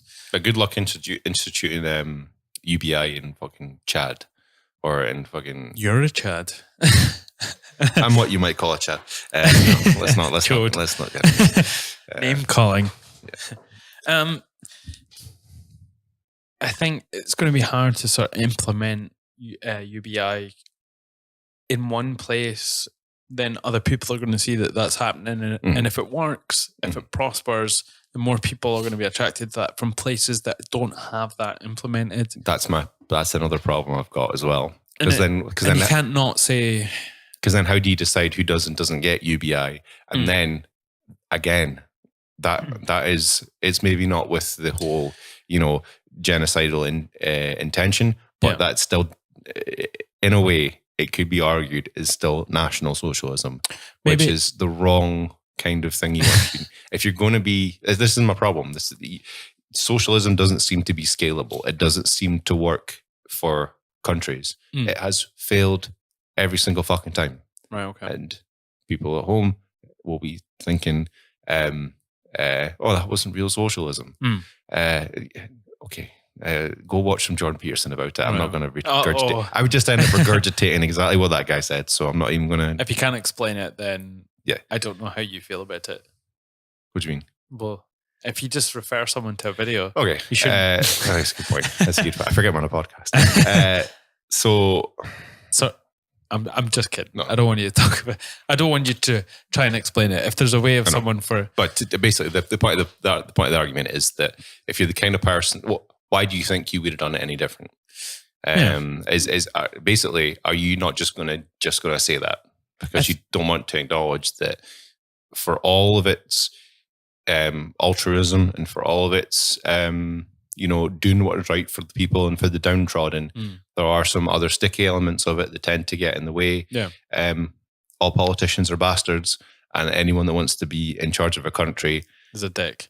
Very likely is a dick. Yeah. So I think there is sort of everything has to be modified to sort of suit the actual social climate. UBI in its purest form is something that just won't translate that well. But I mean, some people would be like, "Well, we have when people go in the dole, that's a form of that and whatever." But it's not at its essence. It's not what it is. So I think we just have to be able to try these things and go to these extremes, and then let it sort of mold itself around each sort of country and civilization, how it works for them best. But I think at its core, it's a great idea. You know, it just has to be able to translate into different countries. Yeah. You know, when we have borders, when we have language issues, when we have, you know, third world countries, when we have like huge populations of sort of right-wing religious nuts. You know, these are issues when trying to bring that into those countries. So if one place has it over another, that's not a good thing. It has to be something that's truly universal. Yeah, that would be the ideal. Yeah. I would just like to see it work. Yeah, for a long term, for a long time, in a country that is at least analogous to another word. analogous. To I just Scotland. made that up. I'm joking. Let's guess. English is a fucking stupid But language. it's hard though, because Scotland's quite like most countries. Scotland's pretty unique to itself. You know, how would you compare it? What country would you compare Scotland to? Like Norway, but we're still pretty different politically from Norway. Similar enough. I mean, Canada, but the thing is, Canada's such a huge country. Maybe because that's the thing, you forget how small Scotland is. I'm not even thinking in terms of, you know, social similarities or even, you know, economic or ethnic similarities or whatever. I'm just thinking in terms of I'd like to see it work. I know there's been 2 trials. We spoke about it on the last time I was on. There was one in Toronto, and there was one in Finland. Both of them were cut short, I'm pretty sure. Yeah. But it was nothing to do with what was going on. Yeah. It was just like the government was like, we'll stop this. Was the Finnish one not because they weren't getting the results they thought they were going to get? Maybe. It doesn't seem like that's what they would stop it for, though. If it was scientific, truly, like, you know, they think they would. They stopped it because the Bilderberg group said. Oh yeah, of course. The Illuminati walked in and said, "Sit down." Yeah, Donald Trump walked in. No, with his crystal ball. So you were saying you don't think Boris Johnson's going to be prime minister? No, I think the thing with Boris Johnson is he's popular because he is chippy and he is a meme machine. And he looks fucking. Yeah, he's a top meme. I heard that before. That's brilliant. Yeah. Like meme machine, like that. Yeah, that's brilliant. Yeah, I just thought that up there. And you know, he looks funny and he's kind of a bit oafish. Well, he used to be endearing. Like, remember 10 years ago, everyone had somewhat of a like. Most guys had like a bit of a soft spot for him in terms of, he's not that bad. He's a bit of a lad, you know, and he's an oaf. But that's totally changed. Like, people just like think he's the devil. Yeah, because he is what's wrong with global politics. He lied. He's from the background that most politicians come from. You know, Eton. He's a BBE. What's a BBE? No, it's the subject PPE, politics, philosophy, economics. Is that what they study? Yeah, it's like, I think that's the standard course a lot of these guys have studied. I think it's PP. I think it's PP. I know it's... Is it philosophy related to politics or philosophy in general? I think it's just philosophy. There's like 3, I think it's PPE. I think it's something in economics, I'm pretty sure. Are the 3. But he's like one of those Pants, guys, periods, and philosophy. Pugilism. Yeah, they probably bare knuckle blocks. I fucking love that video of Boris Johnson fucking tackling the little Japanese kid. What? You ever seen this? What? Oh, so they're playing like a wee game of touch rugby in Japan or something, and Boris Johnson just fucking runs in and melts this wee kid. He's obviously just loses control and stumbles. And then he played in like a charity football match, you know, the big one they do every year. Right, okay. What's it called again? I can't remember. Yeah. And he Soccer Aid, I think. And he rugby tackled someone playing that as well. It was like Hendrik Larsson. He runs in and like rugby tackles him. If it wasn't for what his sort of actual moral standing, he'd be really funny. I know. But because we know what's to come and where he comes from, like, he's a bloody fucking conservative, for God's sake, you know? That doesn't, just because he's a conservative doesn't mean he's a bad person. But the things he does make him a bad person. The general vibe of what he ascribes to is pretty much, you know, not that great. And it doesn't align with Scotland. I kind of feel like I'm being tricked into liking Jacob Rees-Mogg more as well. Because I quite, like, where I'm with Jacob Rees-Mogg is where I am with a lot of people on the right, where I disagree with them 80% of the time. 20% of the time I agree with them because I can't disagree with them. And the rest of it's just the difference of opinion. I mean, personally, I don't consider the Westminster government my government anyway. Yeah. So who the PM is to me is I'm disconnected from it on a philosophical level anyway. So I don't really give a fuck. No. But Jacob Rees-Mogg, he is undeniably pro hard Brexit. He is just more of the same. Right. Okay. But I don't know. There's elements of him that I'm kind of endeared to. I think the way so Channel 4 tried to catch him out a couple months ago. They basically said to him, "Oh, you've been, you want Brexit, but you're setting up a company in the Republic of Ireland, which is in the EU. Yeah. Why would you do this?" And he said something really profound. He said, well, first of all, he explained, like, listen, it behooves you to set up businesses in different parts of the world at different times and different economic climates. And it just so happened for the purposes of this business, Ireland is the best place to do it. And that's just being a smart global businessman. But then they basically were asking him, well, why can't we see your tax returns or something? And he went, it would be nice for you to see my tax returns. But he said something to the effect of, your curiosity ends where my privacy begins. Oh, right. And that makes sense. And I can't. But he's not a public servant. Yeah. But. Well, then should they not have some form of what's the word I'm looking for? Accountability. Sort of like openness and sort of. Voluntarily. And if he doesn't want to do it, he shouldn't have to. I don't see, maybe some people that are more familiar with American politics. I'm just playing devil's advocate. I know. I'm not. Just the people. I mean, the people from America could explain to me why it's so important that they see Donald Trump's tax returns. Who cares? I don't really care. A lot of people seem to care.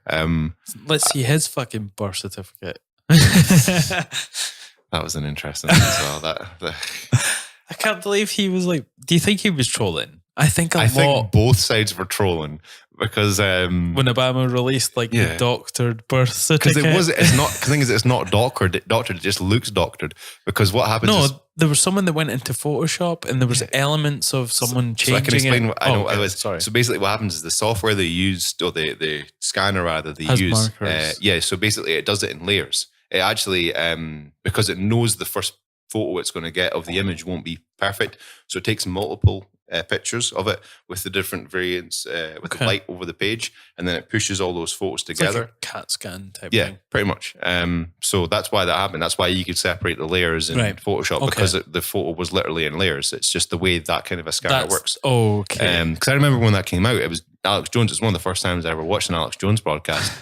Was first and last, was it? I watched Alex Jones. I know I don't like Alex Jones. I watched Alex Jones when something interesting has happened in politics because I kind of, it's like comedy. It's like and in other news, because it's like, I wonder how this relates to shape-shifting vampires. Yes, intergalactic child molesters. Some of those videos are hilarious. But yeah, you were talking about the when Obama was saying that. He was like, Trump was part of the whole Obama is not from America. Oh yeah, so Trump was a truther as well. What does it matter though? It doesn't. Even if he was born in Kenya, he was brought up in America. Does it matter? Did even though he never really I'm of the opinion that no president really has the power to run the government. Mm-hmm. There's sort of a shadow government that sort of directs and manipulates to whatever extent the policies and all this sort of thing. So essentially, the president's pretty much a puppet. But at the same time, his presidency, it was one of the best presidencies. There was no scandal in relation to him and his relationships. Yeah. And he was pretty much one of the cleanest living ones, regardless of what you think of what his government did in different countries, which were terrible, like all the Syrian stuff and all these bombings and the drone killings, which escalate from Bush tenfold, is horrendous. But I mean, what does it matter if he's from fucking Kenya? Well, I mean, the letter of the law means he wouldn't be able to be president because you need to be born in the US to be US president. I get that. That was the core. That's a issue. technicality, Yeah. but like the whole thing, Trump went after him just on that. And Trump's not a nice guy. He's not a good fella. Do you think something that happened to you that you don't remember affects the way you're able to govern a country? No one remembers being born. Is that weird? I don't understand the question. So I'm just questioning the sort of like the letter of the law where it's, you have to be born on American soil to be able to govern this. But supposedly, if you believe the conspiracy theories, like being born in a country that you don't even remember, like in Kenya, he was born there. It doesn't matter, but that has an effect on. People seem to think that has an effect on how he's able to govern. Oh no, that's it made no sense, and it was based on racism. It was based on the demand of a black president. Keep in mind, though, he was Disney black. Yeah, your words, not mine. Keep in mind that Obama's presidency was only scandal-free comparatively. I mean, look who's on either side of him. You got Trump. Enough said. You got by the pussy. Bush. Did I say Bush? God, that's strong beer. So it's two illegal wars, and thick as fuck. Yeah, and couldn't spell and speak. Bit of weirdness around the whole 9/11 thing as well. 9/11 as well, on his watch, and then invading Iraq, which had nothing to do with 9/11. Like obviously Bill Clinton, the blowjob. And, murdering people, and being the governor of Arkansas, banging everyone. Yeah, when governor of Arkansas, when all the drugs were getting moved in and out around Contra, and then obviously all the bodies on Hillary, and then the Clinton Foundation and all the shady shit about that, and then. Do you think there's Winnie Hill, and then sorry, I'm getting on a Bill Clinton's a bastard role. Sorry. Do you think there's a need of a drastic change to politics, like the system itself? No, I think. Do you think it works though? I think it's been refined over thousands of years. No, but that doesn't make it great though. Like just because they stick to something doesn't mean it's the best option. Do you not think we could come up with something 10 times better? I think it will need to change to accommodate for technology and differences in people's lives. And people having the time to do what they want, not having to work to just scrape a living and provide for their family. The people are becoming more socially aware. And there's always going to be minutiae to get bogged down in, and that's the problem. There's always going to be, even if it was a whole revamp, there's still going to be minutiae to sort out. As it is just now, there's a bunch of discussion about whether we go first past the post or proportional representation. But do you think the House of Lords, any young people, any young person in the UK can relate to Westminster? Like when you hear all these people like jeering and sneering at each other and sort of one-upmanship, like who relates to that? I can't pretend I don't enjoy watching it though. It is kind of funny. It is fucking hilarious. It's just a bit like you just want to roll your eyes. Yeah, but it's again, it probably is just. But it's not productive. It's not as productive. I think it's the best system we've got. I can't think of a system that would be any better. And I think there would be a... Not you, but people who are smarter than you, which is probably the whole of the UK, could probably come up with something. At least like 4 people. Like that you know. Like maybe my dad, maybe. Like... But do you not think people could come up with a better system? Yeah, definitely. Like, I mean... compute it in a computer and be like... Yeah, probably we could come up with a better way of governance, but I just don't... Everyone's perception, it's so wrapped up in opinion. My perception of a perfect government is probably radically different from yours. It's probably radically different from anyone's. My idea of a perfect government is, like I mentioned earlier, you go be a socialist. Government. Go be a socialist over there. Just don't include me in it. Right. Fair play to you. We'll be here when you fuck up and inevitably need a bailout. But until then, off you go. I think we should just get rid of parties. But then parties will always exist. You're always going to have. But why not appeal to the human condition and not what human condition? Like being alive in Scotland. Why do we need Labour? Why do we need fucking SNP? Well, they are doing a certain task because we're a country within a country that is trying to get its independence. I get that, but all these other like different parties, it's just it is divisive. But these are divisive things that people split up in faction over because of. No, they're not reflections anymore. They are. The main political parties kind of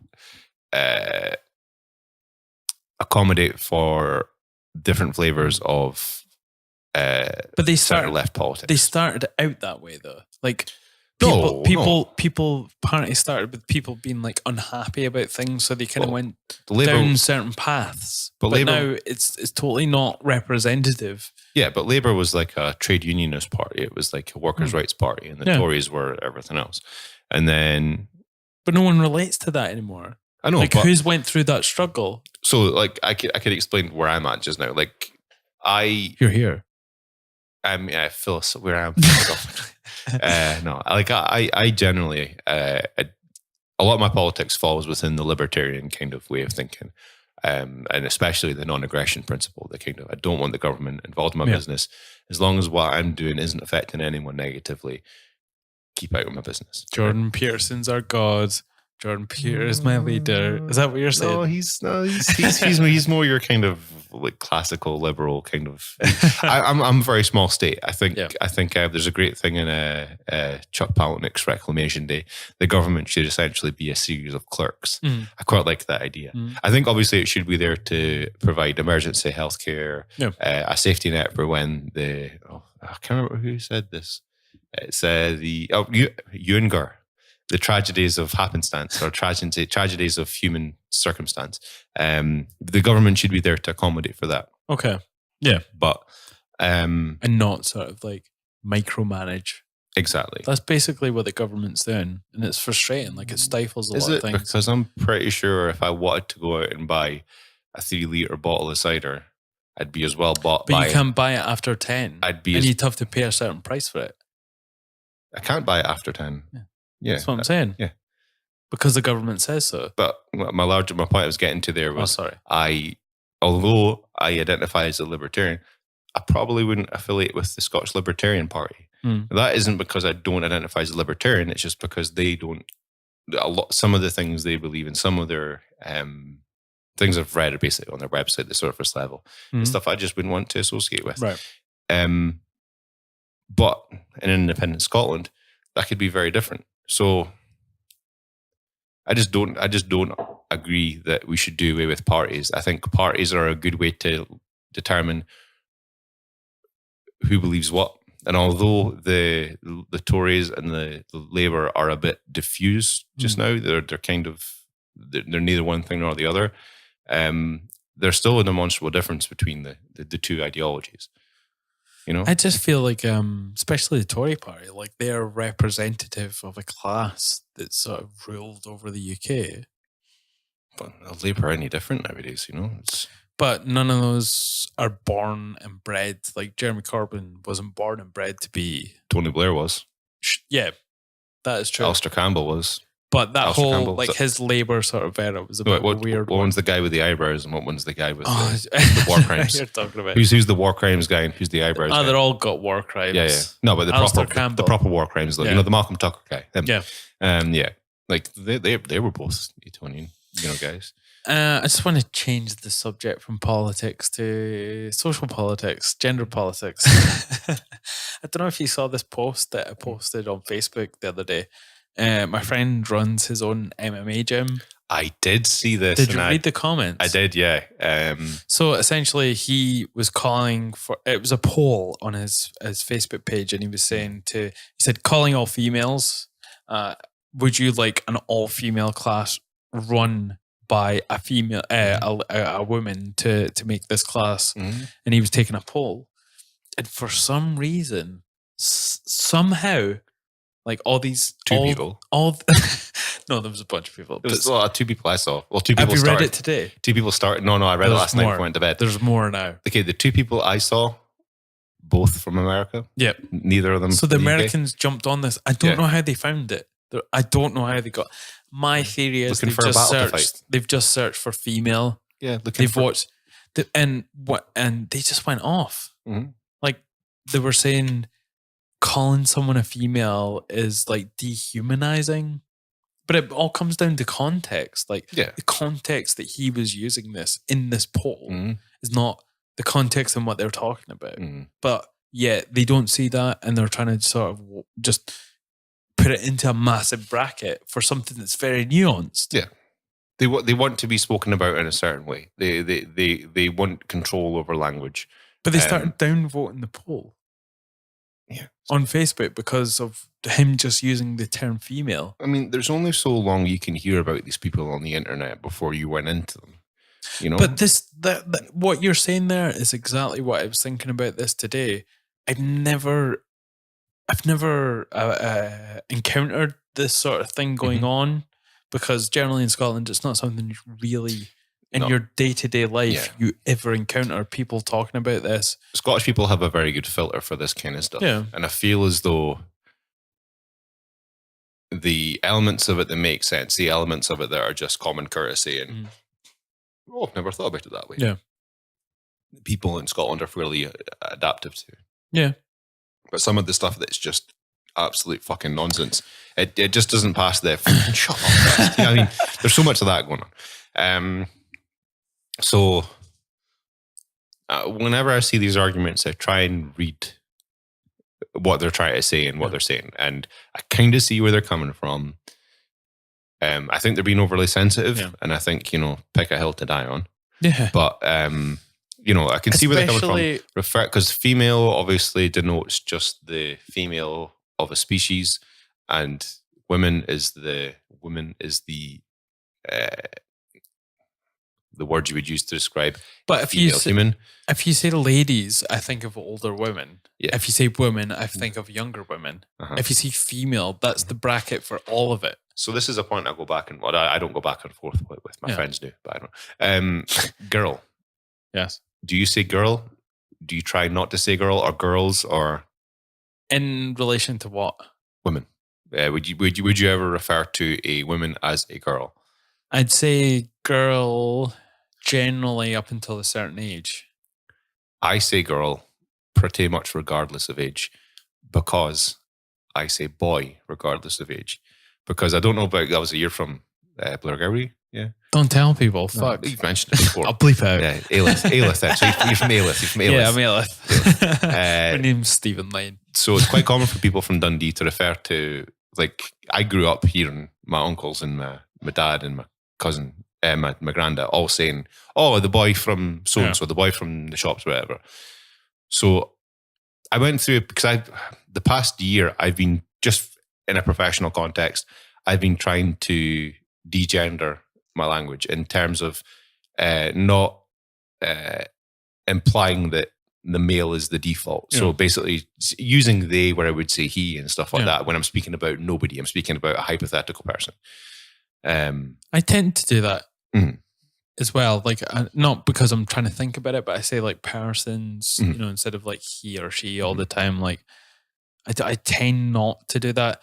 And I don't know where it comes from because I've never really thought about it. Because I just, when I'm talking in generals, I don't say male or female. But so I just personally feel more comfortable speaking in those terms. I'd rather I spoke in those terms. So I try to do that. But in terms of not referring to women as girls, female. No, women. See, this is my problem. Female, and no, I'm joking. So I just feel like because I say boy for an adult male, I don't see the harm in saying. But that's girl. Colloquialism. It's just a part of the way in which the language I use, or the dialect I speak in, I guess, when I've had a couple of years. Some bay, and it'd be B-I-Y, not B-O-Y, so it's different again. Bye, exactly. Right, bye. No, but so that's. But then I've got a bad habit of saying dude. Like I say dude for a lot of people, even girls as well. Here's the problem. Here's where dude becomes problematic because don't say problematic. No, I think problematic. So you've got to give it to them every now and again. They come up with a word that's kind of useful, and problematic is kind of a useful way of. Okay. It's basically 4 words in one. I have a problematic swear jar outside, so you're currently on 30 quid. You have to stick in there. That's pretty steep. So I was at a bar a couple of weeks ago, there was someone behind the bar that was, I'm guessing, because obviously there's a wide variety of the ways in which people refer to themselves and consider themselves. I'm guessing it was somebody that was transitioning from male to female. Right. They were serving Trans person. Trans, yeah. They were serving me food, and I essentially just said, "Dude." I just said, it's because I'm a dude guy. It's ma'am. I'm a dude guy, man. Right. I'm a dude guy, man. You know, I call most people dude. Yeah. I even call women dude because I had this whole joke for a while. They're like, if you saying you can't call somebody a dude isn't very doodly. The dude would want, so you know, the dude wouldn't. I think in Scotland it's quite common for people to call dude for both male and female. Yeah, like it's something that is very specific. But just instinctually, I mean, that person's thoughts, regardless. I felt uncomfortable saying dude because I can understand if somebody is struggling with gender dysphoria that, you know. And most people would feel bad about that if they'd made that sort of slip. They've gone through the effort to present themselves as a female, and they're obviously taking they were obviously taking a medical intervention to present themselves as female. I feel as though that's kind of disrespectful to, although unintentional, to say dude. And that's just, so basically what I'm trying to say is these people are fucking mental. But you can learn things from them. Their behavior, although. Did you say sorry though? Like, did no, you apologize? No, fuck that. No, I just because internally, I wasn't like thanks, dude. Guys, dude. You know, hey, bro, smash him on the arm. Thanks, bro. No, I'm not that guy. Yeah. But just, internally, you make a note of it. Yeah. And then it helps with sort of future interactions. Because it was the whole. So I just. That kind of a narrative, although it is just an excuse to be seen as somebody who is very woke and forward thinking and compassionate. Personally, it has, that way of thinking has informed the way I deal with the world as it is changing. I met 1-2 trans people. I mean, probably more because, you know, passing. But it's becoming more and more common these days. And I just feel as though our language should adapt to accommodate for it. We shouldn't be forced into accommodating. I mean, these are all my choices. These are choices I decide to make because I wouldn't want to accidentally offend somebody. And I can understand that. Of course, though, like it has to adapt, like you're saying. Like it does. But people also have to understand the nuance of language as well. Yeah. And context. Like that's the big thing. Like commenting on some guy from across the Atlantic Ocean on something about just saying female is not the same as when you're interacting with someone who's like trans or something like that, and are trying to like approach the situation properly, you know, and try and sort of feel that, make that trans person feel better about the whole interaction. It's not the same context, you know. I know, I'm just saying I see the of course, see the purpose in people like that. Although they are annoying, and you know they're doing it for their own self-aggrandizement. The way I see all these interactions, and maybe I'll agree with this, is with everything there's extremes. So say we're talking about UBI, you know, that's an extreme form of something that eventually might filter down into something that's a bit more centered. You know, all these people with these sort of social morals are going like way left. That's an extreme, but eventually the pendulum will sort of center itself, but we'll still be left with these remnants of like how to talk to people socially. We need these extremes to sort of just adjust the sort of narrative, but they are extremes at the end of the day. And I generally try not to listen to people with extreme politics. I think people that are, you know, gas the Jews, fucking kill all the gays and stuff, are just as bad as people that are super far left communist and kill the rich. I see assassinating somebody or killing somebody for their ethnic or their ethnic background is as bad as simply saying you have accrued enough wealth that it is all of ours now. So give it. those are both evil things. I mean, they're different types of evil, but I don't see why it is acceptable to be like, yeah, I'm a communist. Fuck yeah, I'm a communist. I'm far left. I just don't see why that's as acceptable. I don't see why, although I would never say that you shouldn't be able to, maybe don't fly a flag with a swastika in the middle. No, of course. But I don't see why the hammer and sickle is more accepted. I don't see why you could have a hammer and sickle tattoo on your arm and have it out and about. You have a swastika tattoo, and that's or t-shirts with Mao on the front. You know, exactly. That's what good. Mao killed more than Hitler. Like by a factor of And people are like freaking about someone wearing a Che Guevara t-shirt. Exactly. Like, I mean, and Che Guevara. Two things can be bad. Che Guevara was like apparently very homophobic, pretty anti-black. But those sort of like Latin American countries are generally like that through religious sort of morals as well. That's something that's been handed down to them. Was Mao not atheist? This is an Sorry, idea we're going on a tangent. I've been banding about for a while. I was thinking this last night. How was Hitler a Christian? Was he or was he not? Was he not Catholic? Nobody seems to know. I really want to investigate this. I'd like to know because I think, the Maoist version of communism, socialism, splitting hairs, was fairly atheistic. I mean, Marxism is typically fairly atheistic. Yeah. It's actually kind of anti-Semitic as well. Yeah. But that's another story. But if you were to go and kill like 1 billion people, you'd be exhausted. Yeah, you would. But would it matter if people were like, "Oh, he's Protestant"? That's just the way you were sort of born. No, not born, but like given that preference when you were born. Did Mao kill people because he was an atheist? Yeah. No. Did Mao kill people because he was a communist? Probably. I mean, I would need to know more about the situation. Could we take a break for a pee? I really need to pee. I think we're pretty much on the 2 hour mark. 2 hours? Yeah. Jeez. I know. Jeez Louise. Old school. Old school. I know, it's a nice clock. It's weird that kids can't read clocks nowadays as well. I heard kids apparently like they have to teach them the clock face in school now because they just won't learn it organically. Did someone ever teach you how to read a clock? Yeah, I got taught at school. I just thought it was like something that people knew. Maybe you were like, all right. You'd look at it and like, that's it. That's whatever. I'm just realizing I was in the stupid class. The short bus class. A little bit. Terrible movie. Short bus. Terrible movie. Terrible fucking movie.